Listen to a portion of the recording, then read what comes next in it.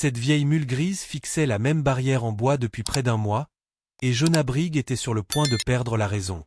Chaque matin, avec une ponctualité d'horloge, la mule, baptisée Dusty, se rendait à cet endroit précis, enfonçait ses sabots profondément dans la terre et fixait de ses yeux sombres et pensifs une poutre de la barrière, comme si celle-ci renfermait les mystères du paradis.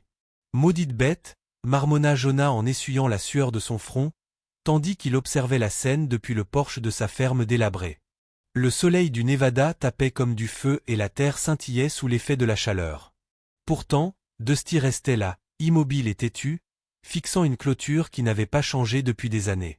De temps en temps, Dusty agitait les oreilles pour chasser une mouche, mais son regard ne quittait jamais cette traverse située à l'autre bout du paddock. À côté de Jonah, la porte moustiquaire s'ouvrit en grinçant et sa fille, Clara, sortit. À 17 ans, elle avait les yeux perçants de sa mère et une patience tranquille qui mettait parfois Jonah mal à l'aise, comme si elle voyait des choses qu'il ne voyait pas. « Il est toujours là », dit-elle doucement en tirant une chaise à côté de son père. « Ça fait 3 semaines que ça dure », grommela Jonah. « J'ai vérifié ce poteau 10 fois, il n'y a rien qui cloche. C'est juste Dusty qui est Dusty. » Mais Clara ne semblait pas convaincue. Elle pencha la tête, étudiant la posture de la mule avec la même intensité qu'il avait mise à examiner ce morceau de bois. Peut-être voit-il quelque chose que nous ne voyons pas. Jonah ricana. Cette mule a à peine la moitié d'un cerveau dans un bon jour. Elle a probablement trouvé un endroit qui lui plaît et a décidé d'en faire une religion. Il se leva et épousseta son pantalon. On ne peut pas perdre notre temps à s'inquiéter pour un animal têtu. Certains d'entre nous ont du travail à faire. Mais alors qu'il se dirigeait vers la grange, Jonah ne pouvait s'empêcher de repenser à Dusty, debout là, silencieux, immobile, patient. La mule n'avait pas détourné son attention pour de la nourriture, de l'ombre ou même de l'eau. Elle observait simplement. Elle attendait.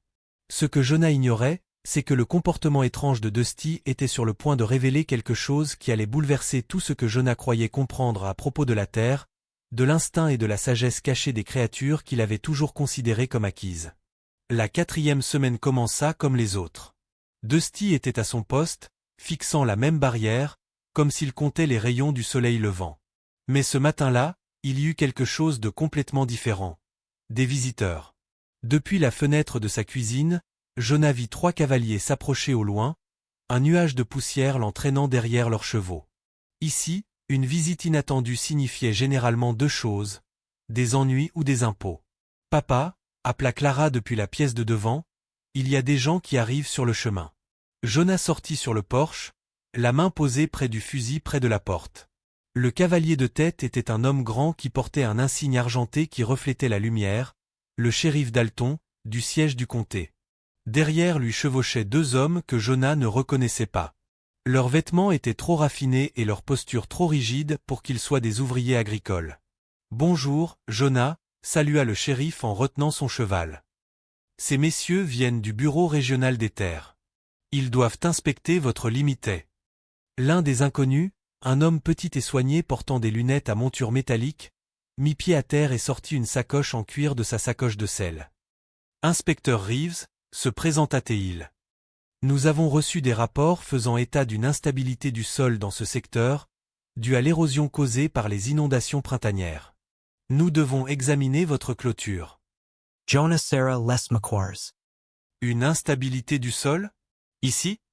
Le niveau phréatique a changé après les fortes pluies, répondit Reeves en sortant un document roulé de son sac.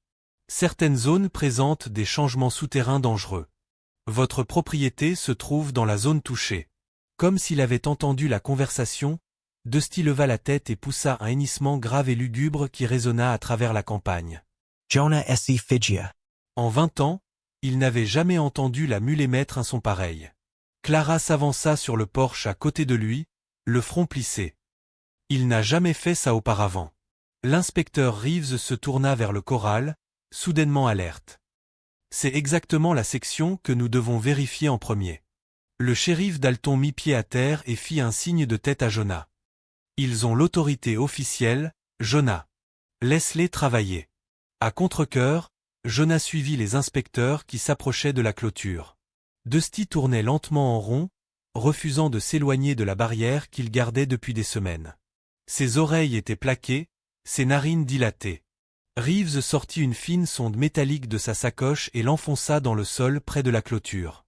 Dusty sursauta légèrement, mais ne s'éloigna pas. La tige s'enfonça plus profondément que prévu, beaucoup plus profondément. Le sol est trop mou, marmonna Reeves. Il appuya davantage jusqu'à ce que la tige disparaisse complètement, puis la retira. Le métal était humide, recouvert de boue sombre. Beaucoup trop meuble, ajouta-t-il d'un ton grave. Le shérif Dalton Franca les sourcils. Qu'est-ce que cela signifie? De l'eau souterraine là où il ne devrait pas y en avoir, répondit Reeves. Il appuya sur le rail de la clôture, et à la grande surprise de Jonah, celui-ci bougea légèrement. Vos fondations ont été sapées. Les pieds des poteaux sont emportés par l'eau en dessous. Jonah sentit son estomac se nuire. C'est grave? Reeves ne répondit pas immédiatement. Il sortit plutôt un petit marteau et tapota la base de la barrière. Le son qui en résulta était creux. Il tapota plus haut, solide. Plus bas à nouveau, creux point. Toute la section a été creusée, expliqua-t-il rapidement. Ce poteau pourrait céder à tout moment, et cela s'étend. Ce qui se passe sous terre est en train de ronger toute votre clôture. Clara écarquilla les yeux. Papa, la porte. Jonah sentit son cœur se serrer. La porte principale du corral était boulonnée directement au même poteau de clôture que Dusty gardait. Si ce poteau cédait, la porte tomberait et les 12 chevaux se retrouveraient en liberté dans la prairie. Mais pire encore, le regard de Jonah se porta au-delà du corral, vers leur maison. Mon Dieu, murmura-t-il. Le mur et de la maison des Briggs se trouvaient à moins de 6 mètres de la clôture qui cédait. Si l'érosion atteignait cet endroit, Dusty poussa un autre braiement, aigu et urgent, grattant le sol jusqu'à ce que des morceaux de terre cèdent sous ses sabots. Nous devons évacuer cette propriété, aboya Reeves. Si la cavité se déplace, tout ce qui se trouve de ce côté de votre ranch pourrait s'effondrer. Le shérif Dalton se dirigeait déjà vers son cheval. Combien de temps avons-nous? Reeves regarda tour à tour le poteau de la clôture, Dusty et la maison. Peut-être des heures. Peut-être quelques minutes. Mais cette mule, elle essaie de vous avertir depuis le début. Jonah ne discuta pas. Des années passées à vivre à la frontière lui avaient appris quand il fallait agir vite. Clara, emmène les chevaux dans le pâturage ouest, utilise la porte arrière. Restez loin de ce côté. Mais alors que la jeune fille courait vers le corral, Dusty se plaça devant elle, braillant et refusant de bouger. Dusty. Bouge! Cria-t-elle. Reeves enfonça une autre sonde dans le sol près du centre du corral. Elle s'enfonça presque jusqu'à la poignée. Lorsqu'il la retira, elle était couverte d'eau. L'érosion s'étend sous tout le corral, avertit Reeves. Si ces animaux se mettent à courir, le sol pourrait s'effondrer sous leurs sabots. Le visage du shérif Dalton se durcit. Jonah, qu'y a-t-il dans la maison que vous ne pouvez pas vous permettre de perdre? Jonah yut la gorge seri. 20 ans de mariage, les objets de famille, le portrait de sa femme, les titres de propriété, tous les souvenirs liés à cette terre. Le coffre-fort sous notre lit, s'écria Clara. Et la photo de maman au-dessus de la cheminée.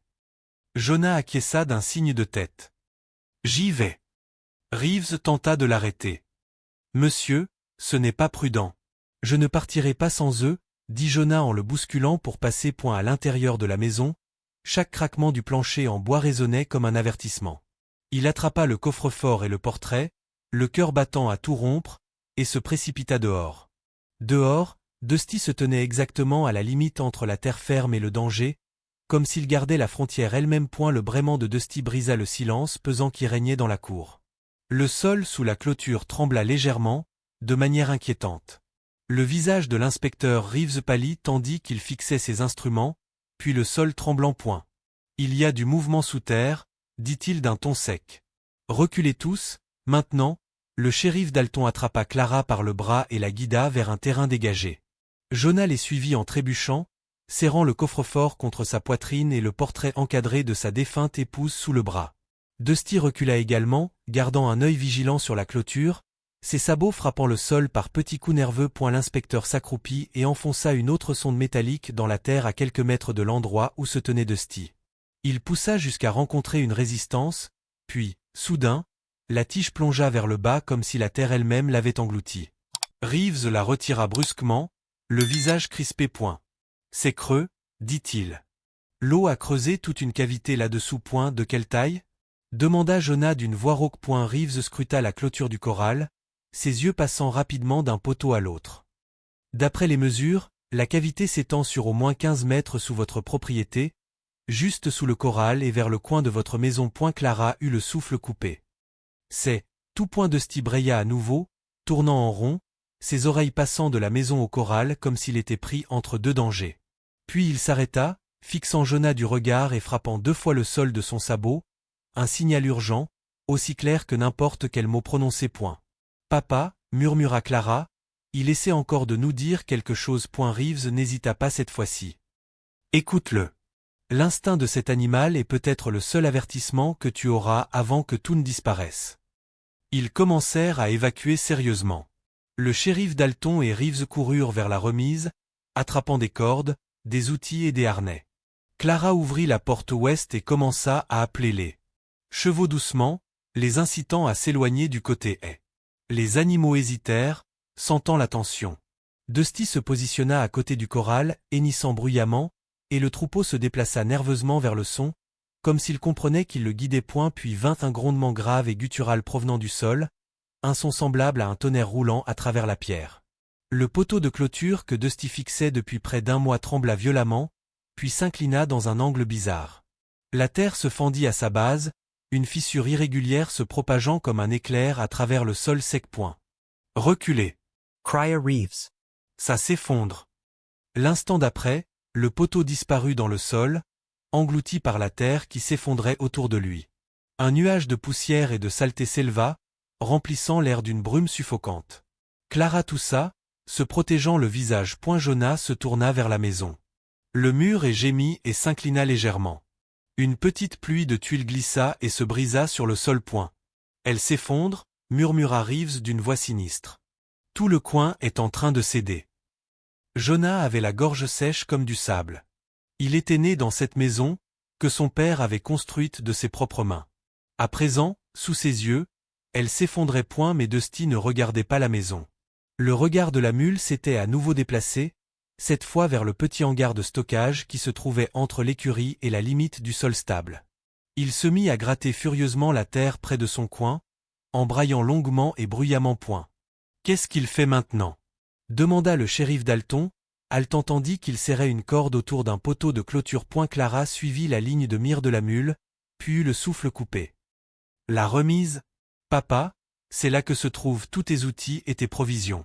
Les harnais, les médicaments, tout ce dont nous avons besoin pour continuer à travailler. Dalton secoua la tête. Trop près de la zone d'effondrement. Laisse tomber. Mais Jonah n'en était pas si sûr. Il s'accroupit, observant la position de Dusty. La mule s'était placée précisément entre 2 points. Le bord du sol stable et le sol tremblant au-delà. Jonah comprit alors clairement que Dusty était en train de marquer à nouveau la frontière. Il nous montre quelque chose, dit Jonah lentement. Cette remise est à moitié sur un sol stable, à moitié sur le creux. Nous pouvons sauver la moitié solide si nous agissons vite. Reeves franca les sourcils. L'agiter? Il faudrait des poulies, des cordages, des équipes d'hommes. Nous avons des chevaux, intervint Clara. 12, forts et entraînés. Reeves hésita, puis acquiesça brusquement. Alors faites-le. Mais agissez vite. Travaillant avec une urgence désespérée, Jonah et Dalton attachèrent des cordes aux poutres ouest de l'écurie. Reeves les dirigeait, enfonçant ses sondes dans le sol pour cartographier la limite de la zone sûre. Dusty restait à proximité, hennissant chaque fois que quelqu'un s'approchait trop près du bord dangereux. C'est maintenant ou jamais. Aboya Dalton. Clara donna l'ordre, et les 12 chevaux se penchèrent sur leur harnais, les muscles tendus. Les cordes grinçaient, le bois gémissait, puis, lentement, la grange commença à bouger. Dans un craquement, la structure se fendit net le long de la ligne que Reeves avait marquée. La moitié ouest glissa vers l'arrière sur un sol solide. La moitié est s'effondra dans le gouffre qui s'élargissait. Les survivants restèrent là, haletants, à regarder ce qui restait. Ils avaient réussi à sauver la moitié de la grange, et à l'intérieur se trouvaient leurs outils, leurs cordes, leur nourriture et leur trousse médicale. Assez pour reconstruire, s'ils survivaient à cette journée. Dusty resta immobile, observant le sol où l'autre moitié de la remise avait disparu. Puis, avec un grognement sourd, il tourna la tête vers quelque chose de nouveau. Le vieux puits en pierre près de la maison. Jonas suivit son regard, une vague d'angoisse lui nouant l'estomac. Non, murmura-t-il. Ne me dites pas. L'inspecteur Reeves était déjà près du puits, en train de prendre des mesures. Si l'érosion a atteint le puits, tout le système d'approvisionnement en eau pourrait être compromis. Clara écarquilla les yeux. Vous voulez dire que nous pourrions perdre notre eau? Reeves acquiesça d'un air sombre. Si la cavité souterraine est reliée au puits, il se videra complètement. Sans eau, ce ranch est fini. Un grondement soudain secoua à nouveau la terre, plus fort cette fois. Le coin est de la maison des Briggs s'affaissa visiblement, la ligne du toit s'abaissant. Une fissure se forma sur le côté de la maison, remontant rapidement comme une fissure dans du verre. Puis, dans un fracas assourdissant, la moitié du bâtiment s'effondra, tombant dans le gouffre en dessous. Et la force de l'air projeta de la poussière et des gravillons à travers la cour. Clara agrippa le bras de son père, les yeux écarquillés de stupeur. Jonah était incapable de parler. La maison, sa vie, son histoire, tout avait disparu. À travers la brume, la silhouette de Dusty restait immobile. Les oreilles de la mule remuaient, son regard fixé sur le vieux puits. Il fit un pas en avant et braya, longuement et faiblement, comme s'il voulait attirer l'attention sur une dernière vérité. Reeves courut vers le puits et souleva le couvercle en bois. Il regarda en bas, puis jura doucement. Le niveau de l'eau a baissé rapidement. Elle s'écoule dans la cavité. Jonah se pencha par-dessus le bord, le cœur battant à tout rompre. Là où il aurait dû y avoir de l'eau à 6 mètres de profondeur, il n'y avait plus qu'un filet boueux 2 fois moins profond. Elle se vide, dit-il, incrédule. À ce rythme, répondit Reeves d'un ton sinistre, tu vas te retrouver avec un puits asséché dans quelques heures. Mais Dusty se remit soudainement en mouvement, tournant autour du puits d'un pas lent et délibéré. Tous les quelques pas, il s'arrêtait pour gratter le sol, puis continuait, traçant ce qui ressemblait à un large cercle autour de la structure. Qu'est-ce qu'il fait maintenant? Demanda Dalton. Jonah le regarda fixement, puis comprit. Il cherche. Pas le danger cette fois, mais la solution. Dusty s'arrêta à environ 5 mètres au nord-ouest du puits et se mit à creuser avec une détermination farouche. En quelques minutes, une dépression peu profonde se remplit d'eau claire jaillissant du sol. Reeves cligna des yeux, stupéfait. Une autre source. Une source distincte, épargnée par l'effondrement. La mule renifla et s'écarta tandis que de l'eau fraîche et propre s'accumulait dans le creux. Jonah s'agenouilla à côté, plongeant ses doigts dans le ruisseau frais. Il l'avait cartographié depuis le début, murmura-t-il. Tout le réseau souterrain, il savait où c'était sûr.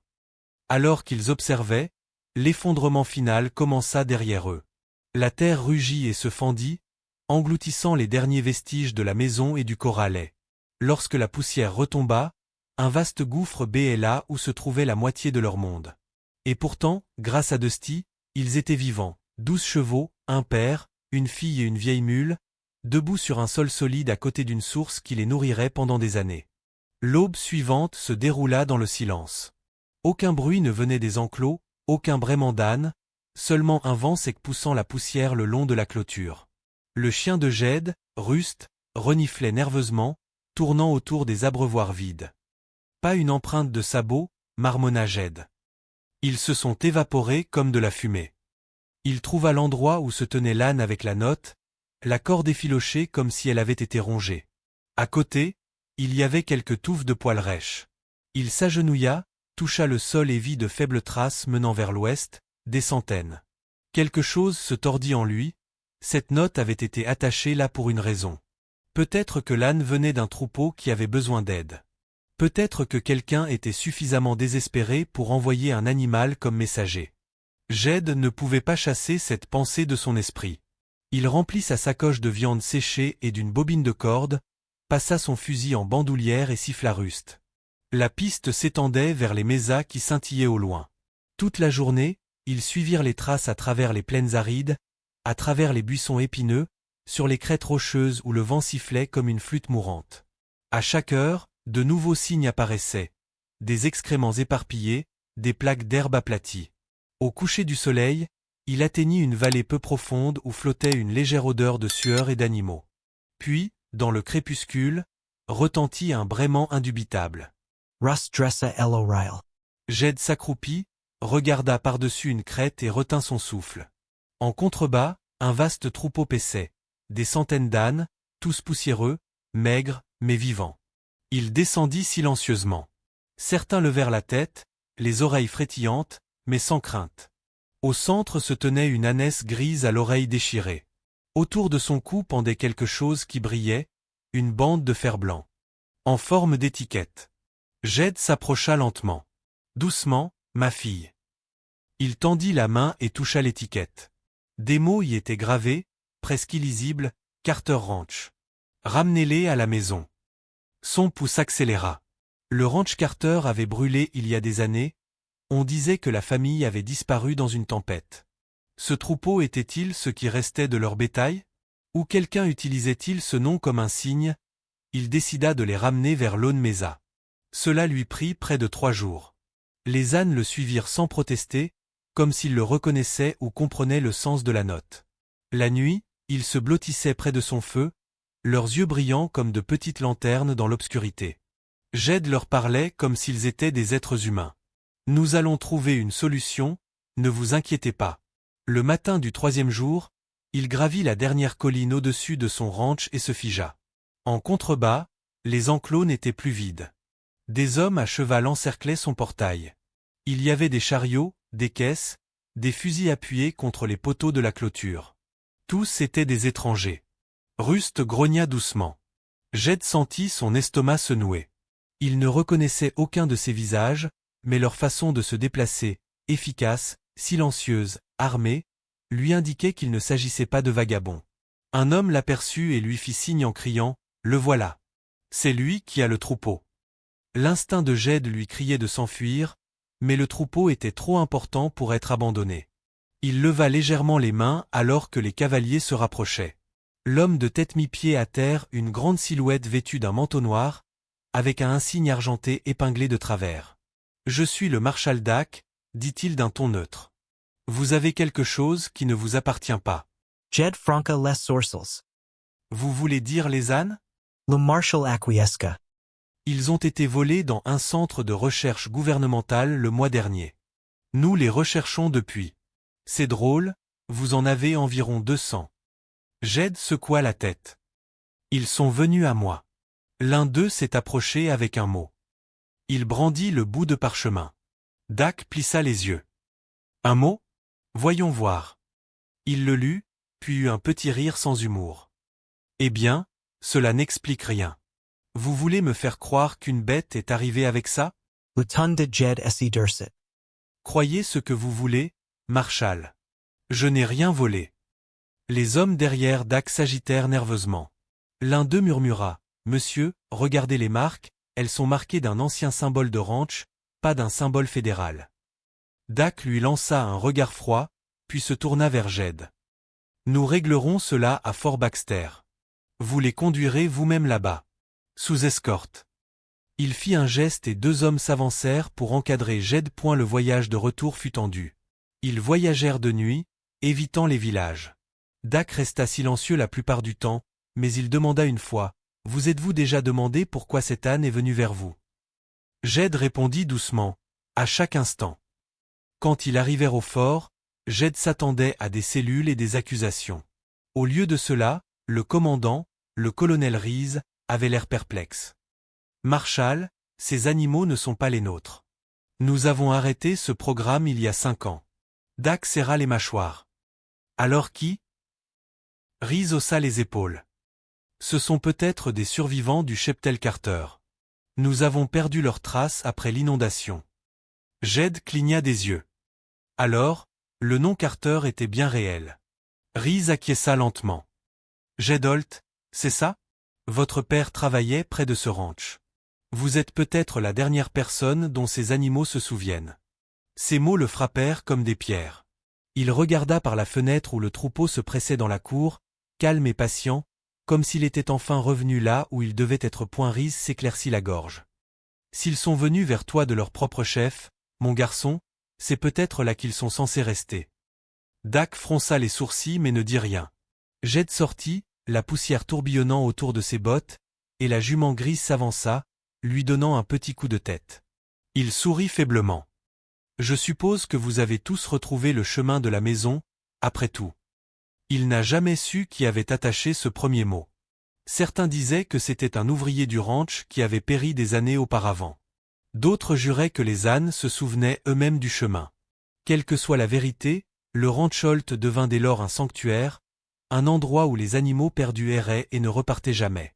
Et chaque matin, Jed regardait l'horizon, s'attendant presque à voir apparaître un autre âne solitaire, porteur d'un message venu d'ailleurs, au-delà des sentiers connus du Far West.